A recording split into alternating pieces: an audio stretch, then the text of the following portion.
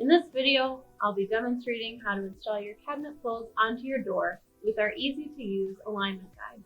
It's available on our website or through a distributor for just a few dollars. So first off, let's go through the things you'll need to get your new hardware installed on your cabinet. You're going to want one of our cabinet hardware mounting templates. You'll need a drill, a 3/16 drill bit. This is included with the template. A Phillips screwdriver to secure your hardware, a tape measure, a pencil, and if you're worried about marking up your new cabinets, then I suggest getting some painter's tape, screws. These are included with all of our hardware. And of course, your new hardware.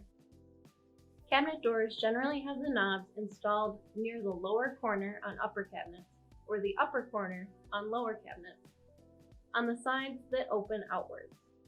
We're going to start with installing a pull on a door. Roughly estimate or use the template to find the location where you will drill.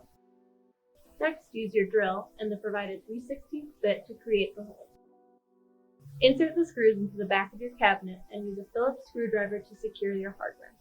I highly suggest using the screwdriver because if your drill slips, it could gouge your cabinet.